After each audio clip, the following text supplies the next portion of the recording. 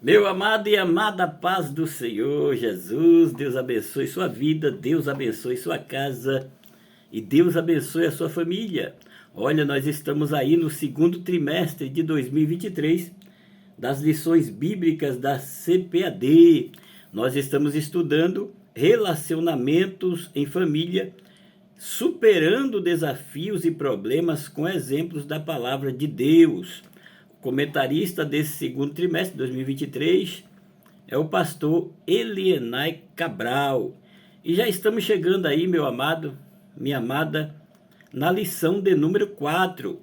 Essa lição de número 4 será ministrada no dia 23 de abril de 2023. 23 de abril de 2023, que tem por título Ídolos na Família. Essa será a lição. Ídolos na Família. Olha, meu amado, minha amada, vamos lá. Essas lições têm enriquecido muito, têm falado muito dentro do seio da família. Algo tremendo, lições que veio no momento oportuno. A lição de número 4, Ídolos na Família, o texto áureo dessa lição está na primeira epístola de João, capítulo 5, no versículo 21, que diz assim: Filhinhos, guardai-vos dos ídolos. Amém. A verdade prática, meu amado e amada, diz assim: adoração a ídolos implica priorizar tudo aquilo que se coloca no lugar de Deus. Eu vou repetir a verdade prática, que é a definição aí do que é idolatria. A adoração a ídolos implica priorizar tudo aquilo que se coloca no lugar de Deus. A leitura bíblica em classe, queridão, queridona, está em Gênesis capítulo 31, versículo 17 ao 19, versículo 33 ao 35, e Juízes capítulo 17, versículos 1, 3 e 5. Essa lição aí, meu amado e amada, vem com 3 objetivos. O primeiro objetivo dessa lição é apresentar o contexto no qual Raquel furtou os ídolos de seu pai Labão. O segundo objetivo dessa lição é explicar o cenário político-social de Israel quando Mica abraçou a idolatria. E o terceiro e último objetivo dessa lição é alertar acerca dos perigos da idolatria no seio familiar do povo de Deus.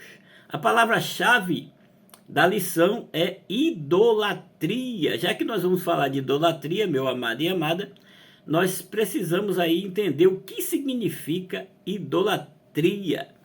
A palavra idolatria, no dicionário da língua portuguesa, a palavra idolatria significa culto a ídolos.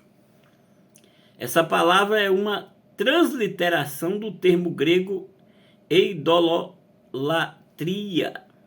que é formado por duas palavras, eidolon e latreia. A primeira palavra, eidolon, significa imagem ou corpo, no sentido de representação da forma de algo ou de alguém, seja imaginário ou real. Essa palavra também deriva do grego eido, que significa ver, perceber com os olhos, conhecer ou saber a respeito. Sobretudo, meu amado, minha amada, sobretudo transmitindo a ideia de olhar para algo e saber por ver. Isso aí é o significado aí.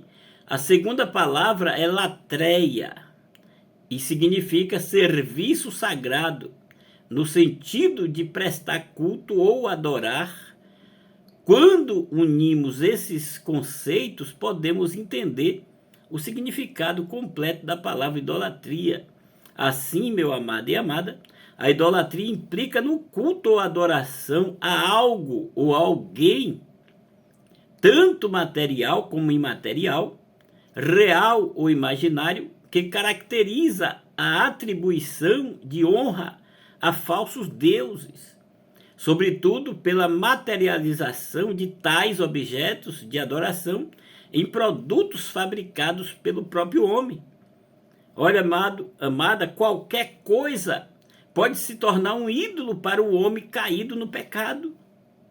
Assim, meu amado e amada, nós devemos entender que um ídolo é tudo aquilo que obtém a lealdade e a honra que pertence exclusivamente a Deus. Isaías 42:8, o Senhor falando através da boca do profeta Isaías, disse: eu sou o Senhor, esse é o meu nome e a minha glória a outrem não darei. É forte demais, meu Brasil. A introdução da lição diz assim: temos nesta lição duas histórias distintas que relatam a convivência com a idolatria dentro da casa. No primeiro caso, temos Raquel, a mulher de Jacó, que sabia que seu marido servia ao Deus de seus pais e que ele era poderoso, invisível e não precisava de ídolos de sua imagem. Entretanto, Raquel achava-se insegura quanto ao seu futuro, sentindo-se injustiçada pelo seu pai Labão, que não lhe deu nenhuma herança, nem a ela, nem a sua irmã Leia.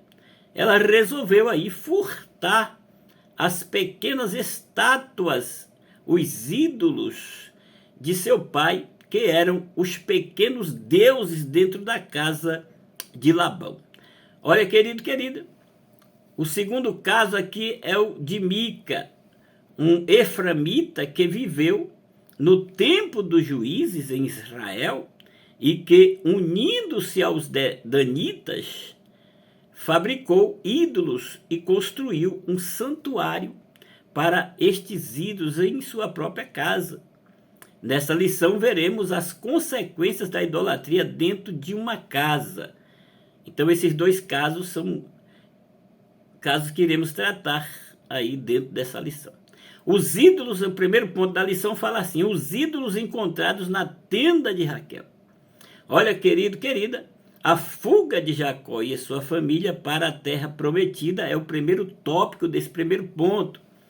Depois de muitos anos de trabalho para o seu sogro Labão, tendo prosperado muito, Jacó resolveu voltar à terra de seus pais. Isso nós confirmamos em Gênesis 31, versículo 3 e 4. Em função dos ressentimentos que existiam entre ele e o seu sogro Labão, e não vendo possibilidade de liberação para viver sua própria vida, Jacó resolve fugir das terras de Labão. Sem falar nada a ninguém, ocultamente, Jacó ele foge. Então, quando foi descoberta a sua fuga, Labão e os seus filhos resolveram ir atrás de Jacó para fazê-lo voltar. Nós encontramos em Gênesis 31, versículo 22 e 23. Aqui o segundo tópico vai falar que Labão descobre o furto de seus ídolos domésticos. Labão, ele era um homem idólatra, meu amado e minha amada, e possuía pequenos deuses no interior de sua casa, para os quais ele orava e pelos quais acreditava ser ajudado. Labão era idólatra. Em Gênesis 31, versículo 19, nos confirma isso. Então, enquanto Labão tinha ido fazer a tosquia das ovelhas, Raquel roubou os ídolos do lar que pertencia ao seu pai. Olha, meu amado e amada, Raquel, ela servia ao Deus de Abraão, de Isaque e de Jacó, seu esposo, mas ainda acreditava em ídolos do lar que seu pai tinha guardado. Estes ídolos representavam pecados, costumes e heranças espirituais das famílias que os filhos aprendem de seus pais.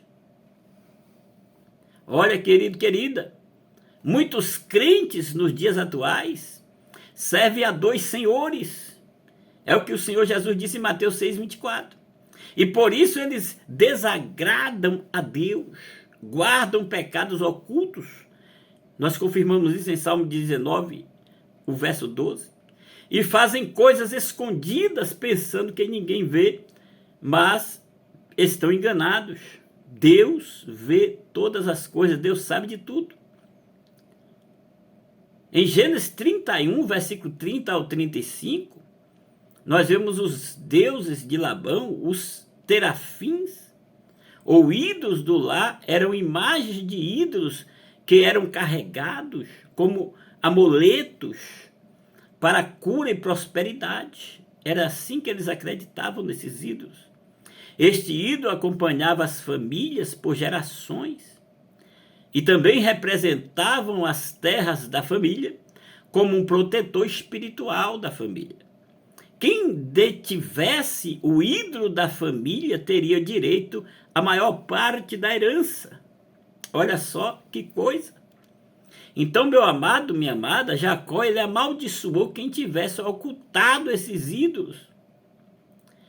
E certamente não aprovaria de forma alguma se soubesse que Raquel teria feito isso, teria furtado esses ídolos da casa do seu sogro e do seu próprio pai, que era Labão. Raquel furtou, o que a motivou a fazer isso escondido, sem que Jacó soubesse desse feito dela. Ídolo significa coisa vã ou inútil. 1 Coríntios 10, 19, Paulo ali ele vai dizer: a idolatria é colocar qualquer outra coisa, meu amado, minha amada, no lugar de Deus e supervalorizar algo de forma espiritual. Isso é idolatria. Os demônios, eles usam a idolatria para enganar as pessoas. Está em 1 Coríntios 10, 20, Paulo ali ele alerta os irmãos da cidade de Corinto. Os ídolos do lar hoje são superstições nos dias atuais, são misticismos, simpatias, o dinheiro, que é um deus deste mundo, o amor ao dinheiro é um deus deste mundo, 1 Timóteo 6,10, o prazer da carne, mentiras, coisas que fazem em oculto, Efésios 5,12 nós confirmamos, o fanatismo por futebol, ou política, ou tradições familiares, a internet que tem dominado muitas pessoas, isso são ídolos. Tem pessoas que têm pastor de estimação, tem cantor de estimação, até mesmo dentro da igreja, tem pessoas idólatras, que idolatra o pastor, idolatra um cantor. Nós temos que respeitar, que amar, mas não idolatrar. A idolatria é um pecado perante o Senhor. E muitas das vezes a pessoa idolatra um carro, idolatra uma casa, idolatra o seu pastor, ou até mesmo o seu esposo, sua esposa. Não pode idolatrar, irmãos. Tem que amar, tem que zelar, mas idolatrar não. Idolatria é colocar aquela coisa no lugar de Deus. E nada pode substituir o nosso Deus. Olha, meu amado e minha amada, peça ao Espírito Santo que te mostre se há ídolos em seu lar, na sua vida, na sua mente, na sua casa. O terceiro tópico aqui fala que Raquel usa a mentira para esconder o ídolo. Ao chegar no acampamento de Jacó, Labão indagou-lhe a respeito dos seus ídolos e não as encontrou, porque Raquel os escondeu na albarda de um camelo e se sentou sobre eles. Gênesis 31, 34. Ela escondeu e sentou-se em cima daqueles ídolos para que o pai dela, Labão, não achasse aqueles ídolos. Então, ela usou a justificativa de que estava no período menstrual para não se levantar de cima do camelo e, consequentemente, para seu pai não encontrar os ídolos que estavam ali. Gênesis 31, 35 vai confirmar isso aí. Fica claro, meu amado e minha amada, que, embora Labão acusasse Jacó de roubá-lo, foi a sua filha Raquel que furtou seus ídolos e por isso enganou, e Labão não encontrou seus ídolos. Esse episódio gerou uma grande discussão entre Jacó e o seu sogro. Nós confirmamos isso em Gênesis 31, 36. Em Gênesis 31, versículo 1 ao 5, E versículo 16 ao 19, Jacó mandou tirar os ídolos do lar que houve no meio de seu povo. No versículo 2 de Gênesis 35, a partir daquele momento, Jacó determinou que não aceitaria nenhum mal no meio de sua família. Precisava se purificar para receber a promessa de Deus. Olha que atitude louvável que Jacó teve. Então, quando Jacó se desfez dos ídolos, enterrando-os debaixo de uma árvore em Siquém, veio o terror de Deus, ali em versículo 5 do capítulo 35 de Gênesis, sobre os povos da região, mostrando que Deus não se agrada da idolatria. Olha, meu amado, olha, minha amada, aqueles ídolos do lar estavam atrasando a bênção sobre a família de Jacó. Raquel sofreu com a esterilidade e com muito sofrimento conseguiu ter o seu filho, José, e depois morreu ao dar à luz para Benjamim. Algumas consequências dos ídolos do lar são a ira de Deus, sofrimento e a morte, que é consequência do pecado, lá em Romanos 6:23, que o salário do pecado é a morte. Mas temos que acreditar também que o dom gratuito de Deus é vida eterna em Cristo Jesus. Em muitas famílias, meus amados e amadas, as pessoas trocam o cuidado com os filhos por prazeres e vaidades, fazendo destas coisas seus ídolos e por isso perdem os filhos, deixando de educá-los no caminho do Senhor. Nós confirmamos isso, o sábio Salomão registra em Provérbios 6:22. Então, olha, meu amado e amada, não permita que o sofrimento e o pecado entrem na sua casa, no seu lar. Em 1 Coríntios 10:14, portanto, meus amados, fuge da idolatria. É o conselho que Paulo dá aos irmãos na cidade de Corinto. Deus, ele abomina a idolatria, que é uma obra da carne. Quando a pessoa se entrega à idolatria, está abandonando a Deus em troca de coisas vãs, de coisas que não têm nenhum valor.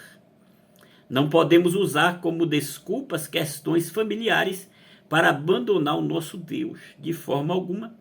Se você, meu amado, se você, minha amada, descobrir quaisquer coisas que é abominável em seu lar, você deve destruir. Mas, primeiramente, precisa que em seu coração esteja confiança plena em Deus acima de todas as coisas. Olha, querido, querida, quando Deus for o único Senhor de sua casa, da sua vida, da sua família, tudo mais tornará o seu devido lugar e as coisas estarão em ordem. Olha, querido, querida, retire todos os ídolos do seu lar, da sua mente, do seu coração, da sua casa. A síntese aqui do primeiro ponto diz: diante do engano de Labão contra Jacó, subtraindo bens da herança das próprias filhas, Raquel furtou os ídolos do pai e mentiu para acobertar a sua tentativa de fazer justiça com as próprias mãos. Olha só que as falhas de Raquel que trouxe aí consequências para a sua casa, para a sua família, para a sua vida. Vamos aí, meu querido e minha querida, para o segundo ponto da lição: um santuário de Deus na casa de Mica. Olha, amado, amada, após a morte de José, Israel ficou sem um líder nacional pelo espaço aí de 300 anos.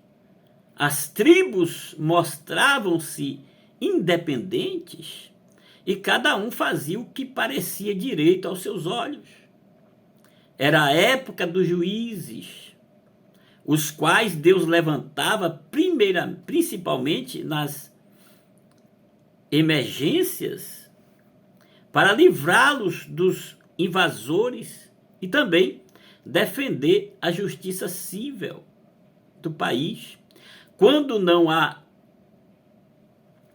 sábia direção, o povo se corrompe. Está em Provérbios 11:14, você pode confirmar. Era uma geração que não conhecia o Senhor e entrara pelo caminho da idolatria na época dos juízes. Você confirma em Juízes 2, versículo 10 ao 13. Diante dessa atitude, meu amado e amada, Deus permitia que os inimigos os dominassem. E quando clamavam por libertação, o Todo-Poderoso levantava um juiz para livrá-los.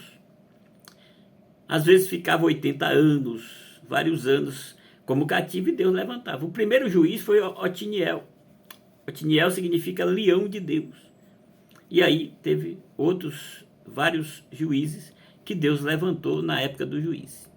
Então foi uma época, meu amado e amada, em que Deus provou a nação para ver se guardaria a sua aliança. Isso aqui é tremendo, essa lição é maravilhosa, querida, é maravilhosa. Lição tremenda, ô glória. Para ver se guardariam a sua aliança em um ambiente idólatra e pagão que o povo vivia.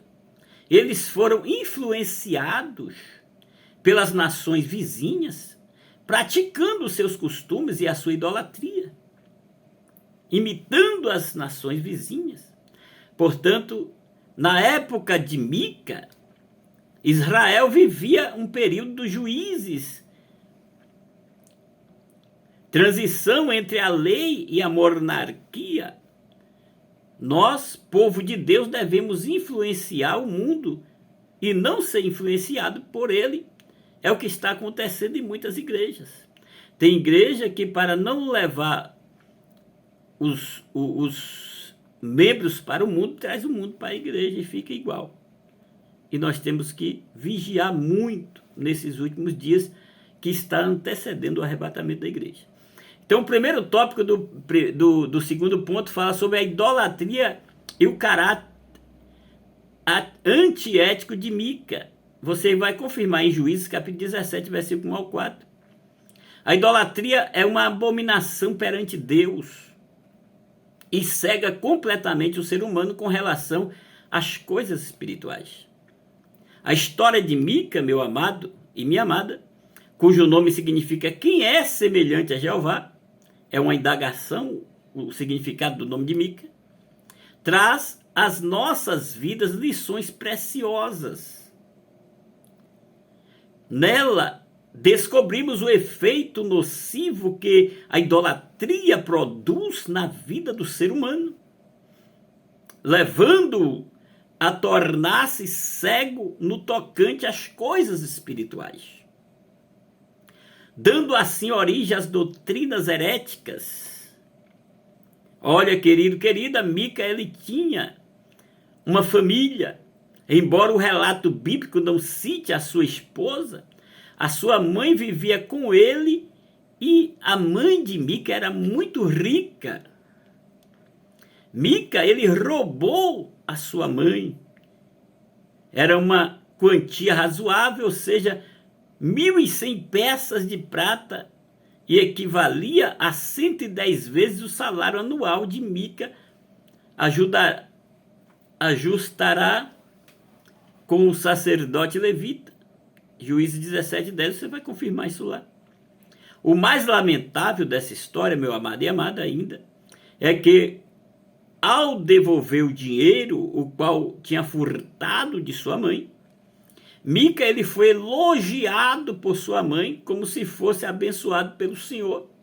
Além de não repreender o seu filho por esse ato que ele tinha feito contra ela, pelo furto, ainda usou o nome de Deus em vão. Olha só. Os pais devem corrigir seus filhos, não pode passar pano. E a mãe de Mica passou pano. Além de não repreendê-lo, Mica, pelo seu pecado contra Deus e contra a própria mãe, pelo roubo, pelo furto, e ter tomado o nome do Senhor em vão, a sua mãe disse que guardava aquele dinheiro para fazer uma imagem a fim de presentear o seu filho querido. Em Juízes 17, de 1 a 4, você vai confirmar isso lá. Que infelicidade, meu amado. Misericórdia.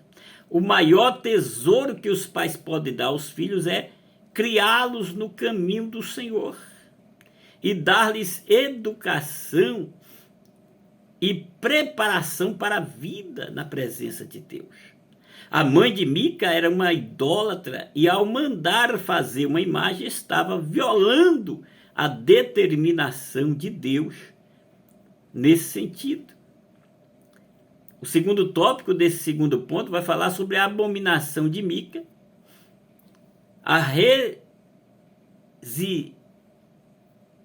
residência de Mica tornou-se casa de deuses. A residência de Mica, ela possuía deuses, terafins. Mica, ele consagrou um filho ao sacerdócio. Conforme a determinação de Deus, meu amado, minha amada, o sacerdote deveria ser um levita e passar pelo processo de purificação e consagração do sumo sacerdote para exercer o seu ministério. Está em Número 8, versículo 5 ao 26. Mas Mica, ele não observou a orientação de Deus, não, senhores. Nada disso ocorreu com o filho de Mica, que também era eframita, está em Juízes 17, 1. Foi uma atitude isolada, paternal e exclusiva. Tudo isso foi feito erradamente. Infelizmente, querido, querida, nós vemos isso acontecer hoje em alguns lugares. Infelizmente, onde pessoas são chamadas, são colocadas em posições de destaque na igreja somente porque são parentes ou apadrinhados do líder, ou porque têm um dízimo alto, ou porque são influentes. Que Deus nos guarde. Mica e a consagração do levita. Todo erro conduz a outro erro. Isto aconteceu com Mica, que na sua época apareceu também em sua casa um mancebo de Belém, de Judá, levita, cujo nome era Jonatas. Em Juízes 18:30 você vai confirmar. Algumas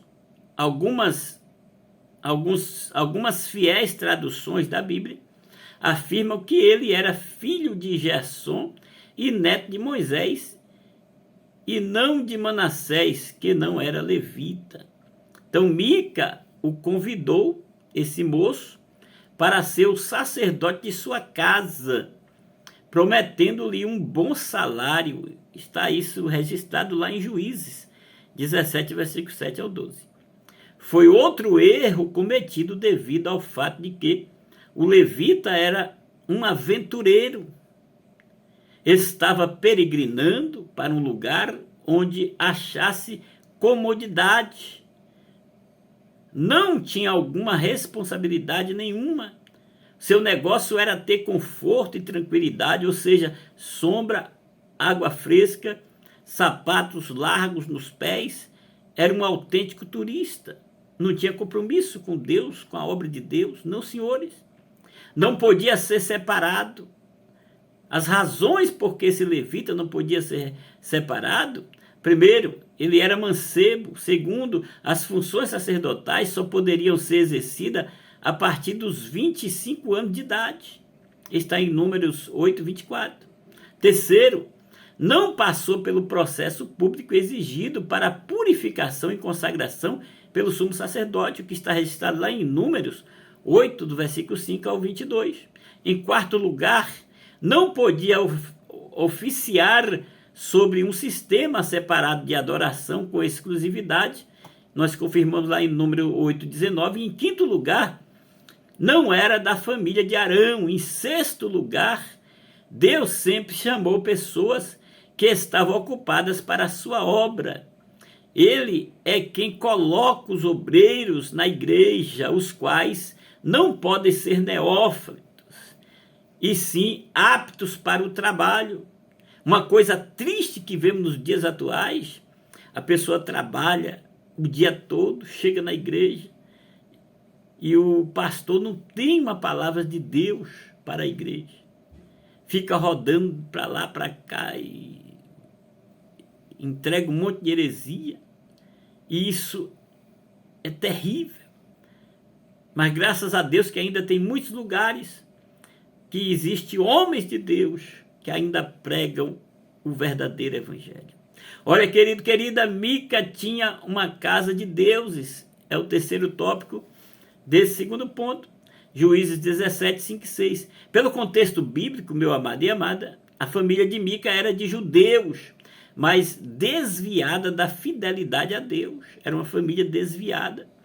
Servia aos falsos deuses representados por pequenos ídolos, chamados terafins.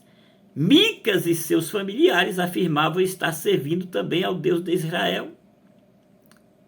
Entretanto, naquele período histórico do tempo dos juízes, cada um fazia o que lhe parecia certo. Está em Juízes 17, 6. Por conta própria, e depois de ter os seus terafins, não era serafins, era terafins, em casa, Mica resolveu também mandar fazer um efode que era utilizado somente pelo sumo sacerdote israelita, e o entrega ao seu filho, separando-o para ser sacerdote na casa. Depois aparece um levita que não tinha ordem moral e nem onde morar, e Mica o convida também a viver em sua casa e tornar-se um sacerdote da família, pelo Deus de Israel. Tudo está em Juízes 17, você lê lá depois. Essa mistura de divindades falsas estava presente na casa de Mica. Todos quantos chegassem à sua casa encontrariam os deuses que desejassem invocar. Infelizmente, um homem da tribo de Efraim, que deveria honrar a Deus de seu povo, que o libertou da escravidão do Egito, agora se encontra comprometido com ídolos de uma religião pagã. Que coisa triste. A sínopse aqui do segundo ponto fala imerso em um período de abandono da lei de Deus e sincretismo religioso em Israel, Mica comete uma série de abominações enraizada na idolatria e no politeísmo pagão. Que coisa triste. Duas histórias tristes. Aí, o terceiro ponto da lição vai falar sobre a idolatria dentro dos lares. Olha, querido, querida, assim, ao longo do tempo, a humanidade já adorou uma enorme quantidade e variedade de falsos deuses, como, por exemplo, o culto a elementos naturais, pessoas que cultuam pedras, montanhas, rios, árvores, fontes e etc. Aqui também vale mencionar ou fazer menção a adoração às forças da natureza, como as tempestades, água, fogo, ar e a própria terra. O culto aos animais, cobras, touros, águias, bezerros e etc. Às vezes também combinava-se figuras de animais com formas humanas, o que é conhecido como teriomorfismo. O culto a elementos astrais também, como o sol, lua e estrelas. O culto a homens do passado, antepassados, que foram heróis locais para um determinado povo. O culto a conceitos abstratos, a sabedoria, justiça. O culto a pessoas poderosas, reis, imperadores, eram adorados por seus súditos como um tipo de divindade. Olha, querido, querida, no primeiro século, por exemplo, o culto ao imperador romano ele foi instituído. E tal prática representou grande perseguição para a igreja do Senhor. O livro do Apocalipse revela muito desse fundo histórico. Olha, amado, amada, do Antigo ao Novo Testamento, nós vemos como as pessoas sempre se envolveram com a idolatria. Na história do povo de Israel, nós vemos que as práticas idólatras foram adotadas pelos israelitas principalmente por influência de nações vizinhas, como os egípcios, cananeus e os povos assírios babilônicos. Sim, senhores. De forma geral, querido, querida, essas nações eram politeístas e adoravam os mais diversos deuses, enquanto o povo hebreu deveria ser inegociavelmente monoteísta, adorar um só Deus.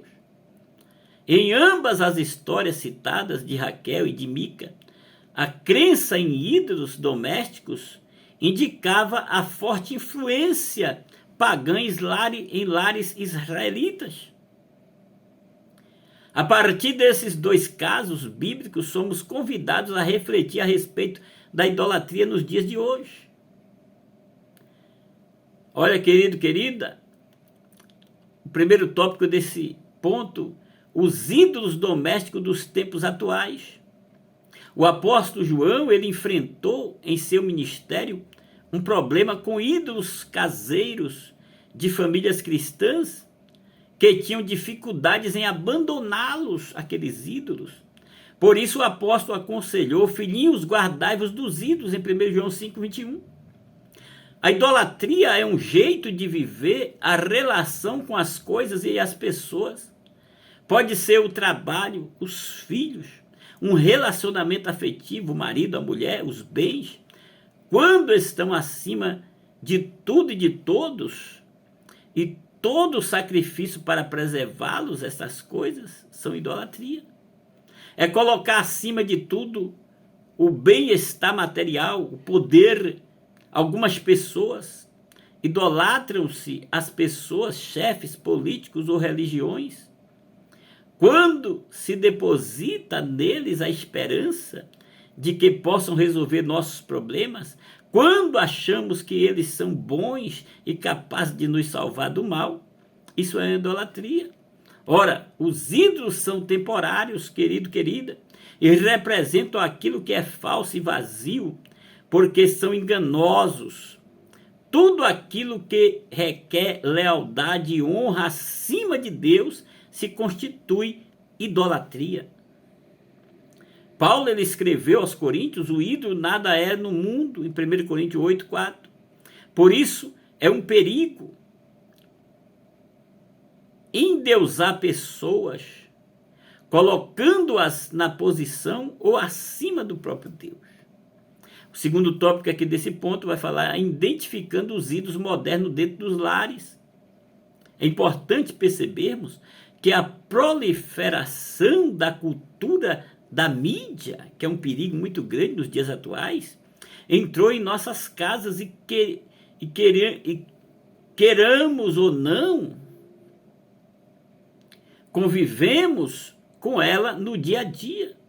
A mídia, por si mesma, é neutra, pois é o meio pelo qual serve a sociedade como canal de comunicação através do rádio, da televisão, da internet, dos smartphones, da rede de computadores e de outros meios.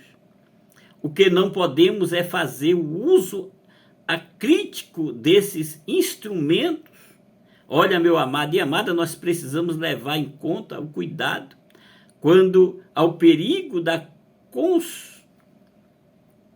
concupiscência da carne, dos olhos e também da soberba da vida. Está em 1 João 2, 16, 17. Para fechar aqui, meu amado, o terceiro ponto da lição, o terceiro tópico vai falar: precisamos reagir contra os inimigos da família. Jesus disse em seu sermão da montanha: vós sois o sal da terra, e se o sal for insípido, com que há de se salgar? Mateus 5,13. A igreja é o sal da terra e por isso é a única instituição da sociedade capaz de evitar a corrupção dos nossos valores morais e também espirituais. Para preservar a família atacada pelo vírus infeccioso do sistema mundano, é preciso quebrar os ídolos domésticos que roubam o lugar de Deus na vida de cada família.